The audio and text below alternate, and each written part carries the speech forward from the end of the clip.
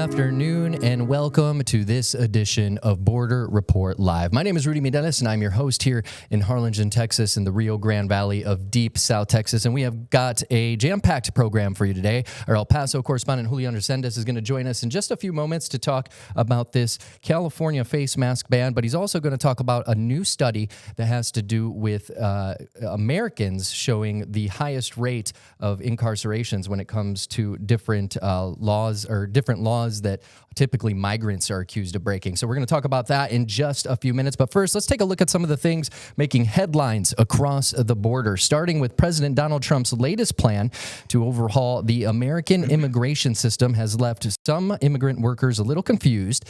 Now, that left the White House on Saturday kind of scrambling to clarify that new $100,000 visa fee. Now, this fee is on visas for skilled tech workers and soon will go into effect. It only applies to new applicants and not to current visa holders. That's where the questions were arising for a lot of these folks. As I was saying. Now, the president on Friday signed a proclamation that will require the fee for what are known as H-1B visas, meant for high-skilled jobs that tech companies find hard to fill. Those who already hold H-1B visas and are currently outside of the country right now will not be charged $100,000 to re-enter. White House Press Secretary Carolyn Leavitt said in a post on X, that's the social media platform formerly known as Twitter, that, quote, "This applies only to new visas, not renewals, and not current visa holders." Also making headlines in California, they have become the first state to ban most law enforcement officers from covering their faces while conducting official business. Now, Governor Gavin Newsom signed this measure into law officially on Saturday. The measure prohibits neck gaiters, ski masks, and other facial coverings for local and federal officers, and that does include ICE agents. There are some exceptions, however. It's a direct response to recent immigration raids in L.A. where federal agents covered their faces while making arrests. Now, critics say California does not have authority over federal agents and that the ban would put agents at risk. A top Homeland Security official calls it despicable and a flagrant attempt to endanger our officers. And now I want to bring in our El Paso correspondent, Julian Resendiz, to kind of expand on this a little bit. How you doing, Julian? Good to be back on the show. So tell us a little bit about some of the history leading up to this thing getting signed on Saturday. Well, what I can tell you is that ever since President Trump took office and began to execute his mass deportations agenda, we have here in the community in Texas, Illinois, California, we have seen a lot of immigration raids, and they are usually conducted by officers who wear this mask. Now, the reaction in the community has been that this inspires terror, not just on the targets, on this supposed criminal aliens, but also on their families, their neighbors, and in the community in general. So that's what's led to this pushback to force the agents to show up just like any police officer, with their faces visible, with their ID and badges also visible, and fear nothing, do nothing wrong, fear nothing wrong. So this is what led to this pushback. Now, I can also tell you that just a few weeks ago, I covered a Senate Judiciary hearing in which one of the high-ranking members of DHS from Homeland Security Investigation said, well, the impact on this is that in today's world, in today's social media world, what this is resulting is in our agents being doxxed, that is, their information publicly exposed, and also being threatened. He relayed a story, an anecdote of one agent just coming on the verge of tears because his family had received threats just for him doing his job. So that's what's behind the other side, why the agents are using this mask. Obviously, this is a very heated topic, and like you mentioned, it's since the federal and the state government are in disagreement, this is very likely to wind up in the all the way to the Supreme Court. Yeah, we definitely expect a long, lengthy court battle on this one coming from both sides, as you said, very passionate on it. Thank you very much, Julian. We're going to come back to you in just a moment to introduce our guest who's going to be joining us today. But first, let's get through some more headlines happening across the border. One last one, as a matter of fact. An Illinois ICE facility remains open despite a weekend of protests and confrontations outside the facility and questions about its future. Now, on Friday morning, about 100 500 protesters gathered outside the Broadview, Illinois facility. That's just west of Chicago. And they called for an end to the Trump administration's recent immigration crackdown in the Chicago area called, quote unquote, Operation Midway Blitz. Tear gas and pepper balls began to fill the air as federal agents attempted to leave the facility. Tensions escalated again last night when 24 protesters gathered outside the building. And this morning, protesters who set up a tent across the street and could be seen for hours running up to its main gates and yelling whenever they saw federal agents outside. The Department of Homeland Security says they've arrested about 500 people in total in the Chicago area over the last 2 weeks. Time now to bring in our El Paso correspondent, Julian Resendiz, one more time to introduce our very special guest, Mr. David Bier, from the Cato Institute Director, of Immigration Studies. Thank you so much for joining us today, sir. Thanks for having me on. Absolutely, Mr. Bier. Why don't you tell us about, first of all, the Cato Institute, what it is, what it does, briefly, and also about the new research that's been published. The Cato Institute is a nonpartisan, nonprofit public policy research organization, or a think tank, located in Washington, D.C.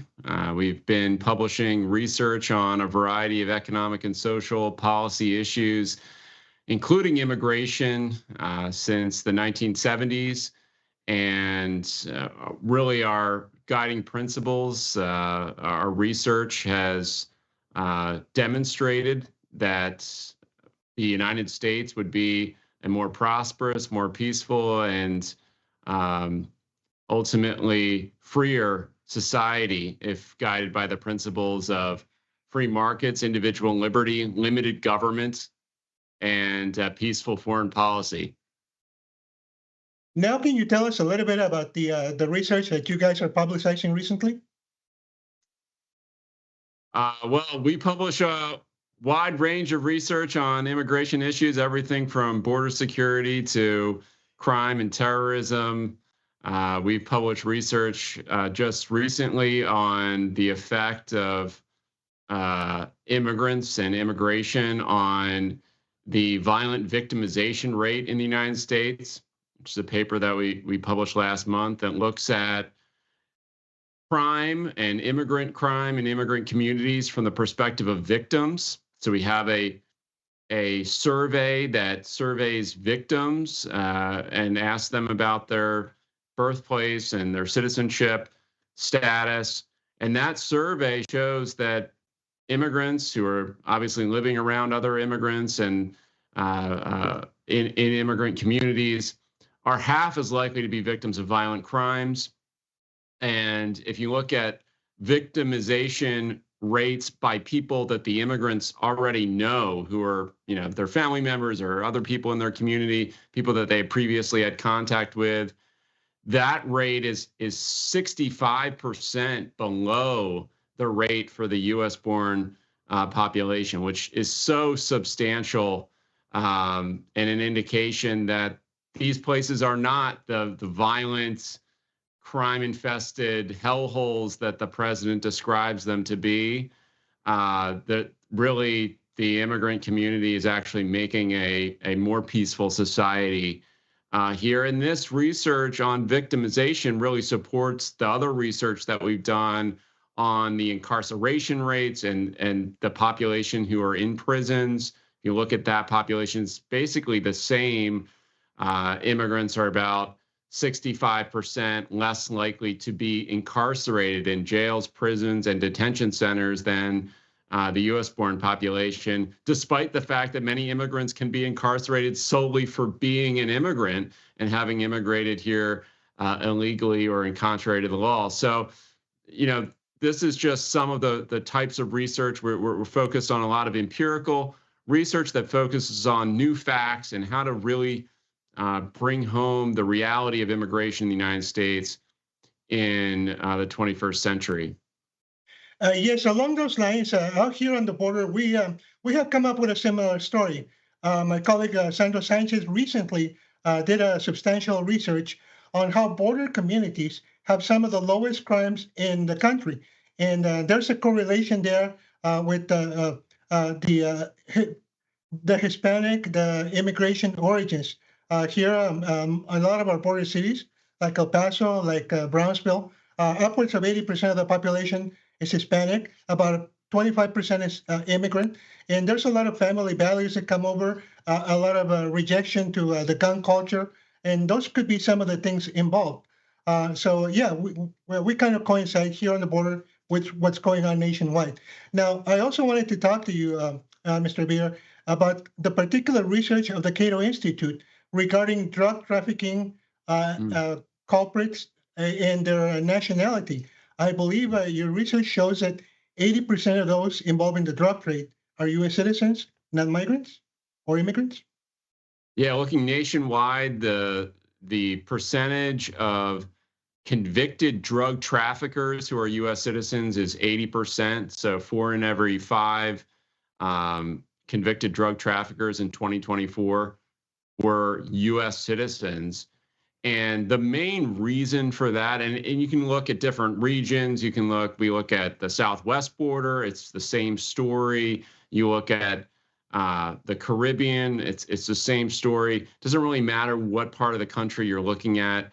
The reality is that U.S. citizens are the ones primarily involved in both bringing in and distributing illicit narcotics throughout the United States.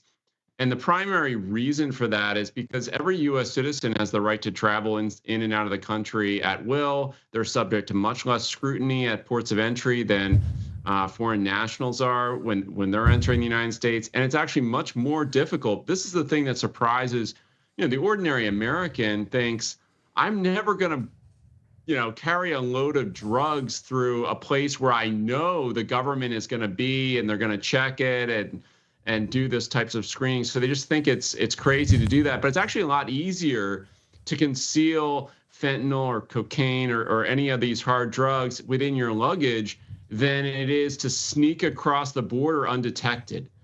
And that's the thing that people don't understand. There's a lot of misunderstanding about the situation at the border.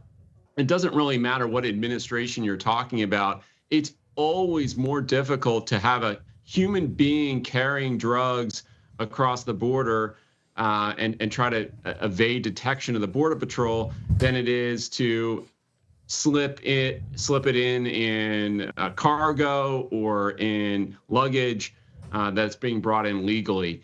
And so that's the real explanation for this phenomenon. Sorry to interrupt, Julian, but we're going to take a really quick break, and when we come back, we're going to continue our conversation with Mr. David Bier, Cato Institute Director of Immigration Studies, specifically talking about the fact versus fiction when it comes to immigrant crime. Stay with us. Border Report Live is back in 1 minute.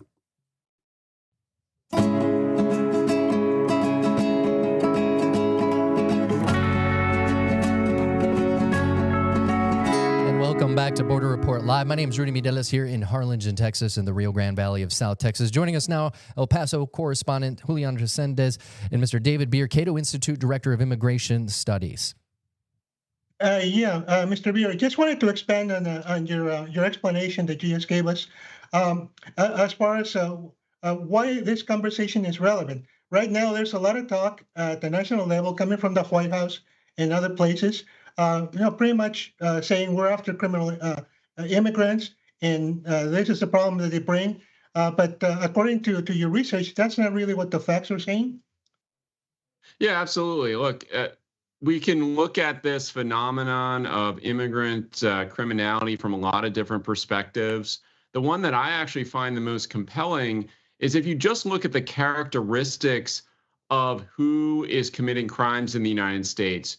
It's really young, adult, high school dropout, U.S.-born Americans who are unemployed.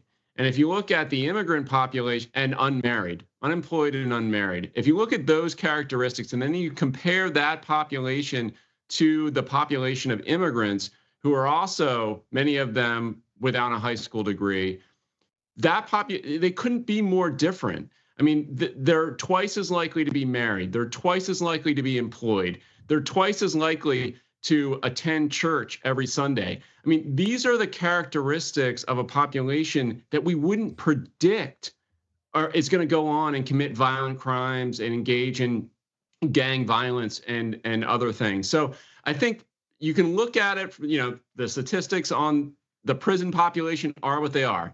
The statistics on arrests and incarcerations and convictions that we have from the state of Texas are what they are. They both show the same picture. The rate of victimization is what it is.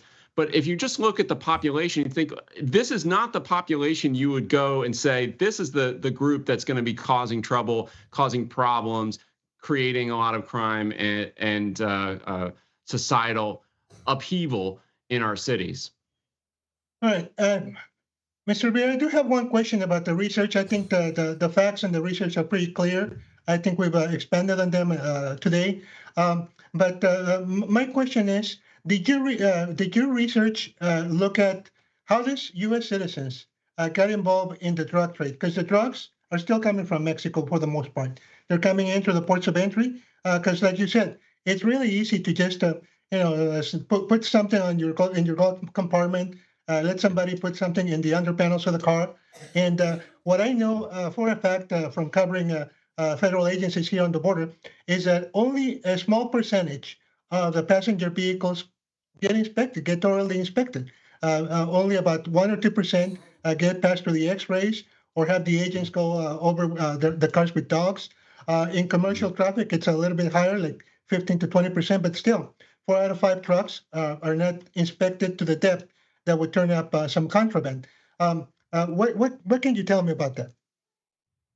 Well, there's two populations here. There's the population motivated by the profits, and look, I mean, the amount that you could make doing a single drug run is astounding. I mean, it's 3 or 4 times the median wage of the United States. I mean, this is a really significant sum of money that you could make just by bringing some drugs across the border. It might take you a few hours.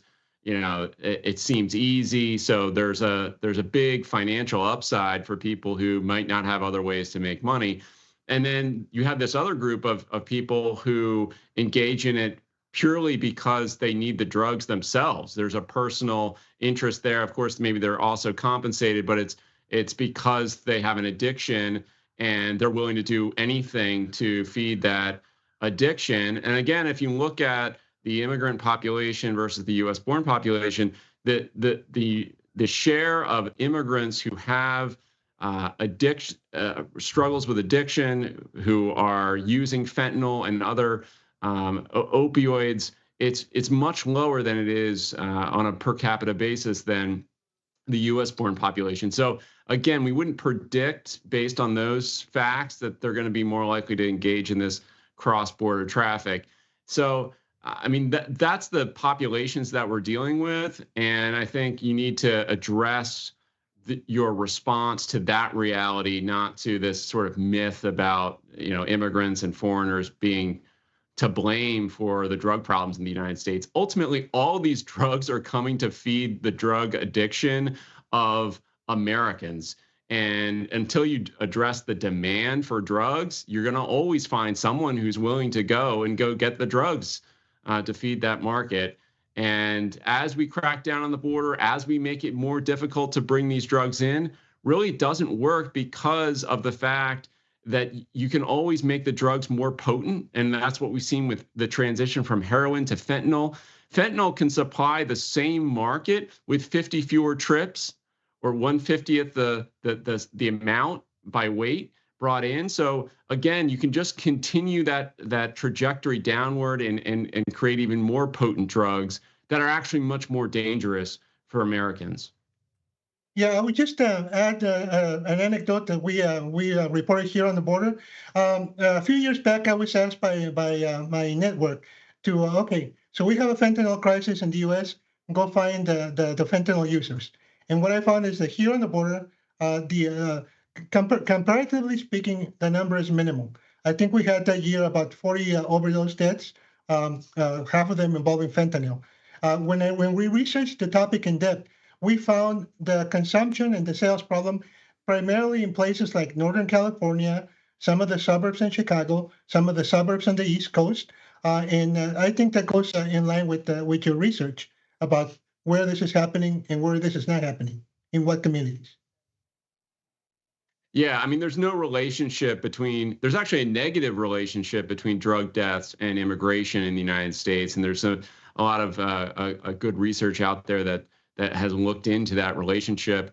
And again, if non-citizens are using at much lower rates, there's going to be, fewer drug overdoses deaths as a result of that. I think what we're really missing here is, again, this is ultimately about the demand for drugs in the United States. This whole issue starts with someone wants to go out and buy narcotics for whatever reason, whether it's an addiction, whether it's pain management, whether it's the cost of legal drugs that are used for pain management. These are all the issues that we need to be addressing as a country. How do we manage pain? How do we address addiction in ways that don't kill people?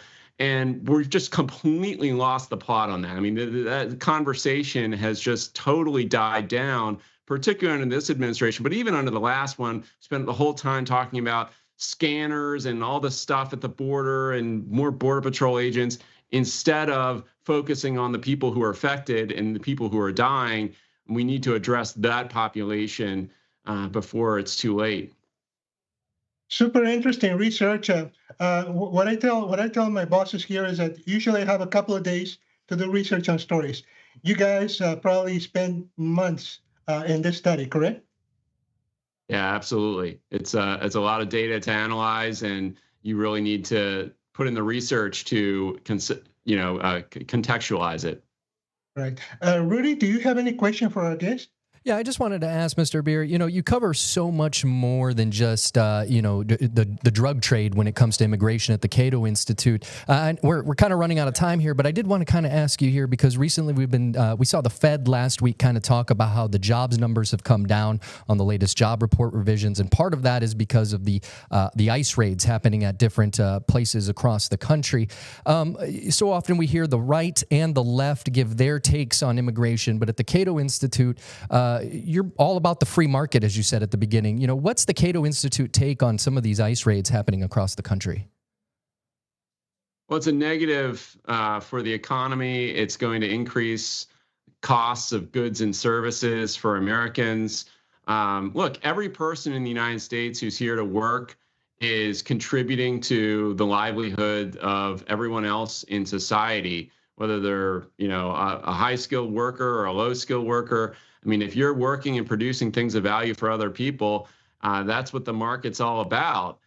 So these ICE raids are actually designed to target the most productive, most socially valuable group of immigrants who are here illegally in the United States. I mean, if you wanted to go after people who are ultimately causing problems and imposing costs on society, you wouldn't target the people who have jobs, who are working, who are contributing something of value. So I think it's totally misaligned priorities. Whatever you think about, deportation or, whatever, the response is in terms of illegal immigration, we should have priorities, and they should be focused on the people who are committing crimes, who are threats to the community, and then people who impose other costs, whether it's, living off the government in whatever way, in shelters and so on. But this is not what the priorities of this administration are. I think they've totally sold out what they said during the campaign, which was so much focus on public safety threats and people who are imposing costs on local communities. And now they're explicitly targeting the people who are doing the most to benefit the country economically. All right. Well, thank you so much for joining us today, Mr. Bier. We really appreciate you having this conversation with us. And we've been speaking with Mr. David Bier, Cato Institute Director of Immigration Studies. If you want to learn more about what the Cato Institute has to say on the topic of immigration, you can visit cato.org/immigration. They also have a nice little bookstore there, and you can buy some of their books that are just filled with all kinds of great data. I've got a few copies on my Kindle myself. So thank you again, Mr. Bier, for joining us. Thanks for having me on. Thank you. Border Report Live will be back in 1 minute.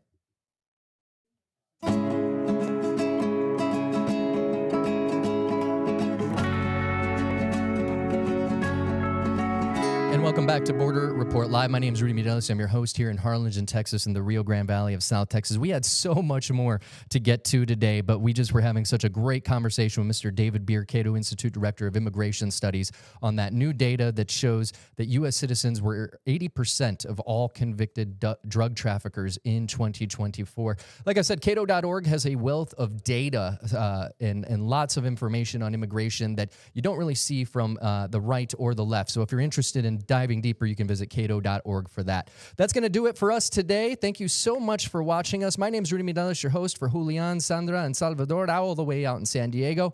Have a wonderful day.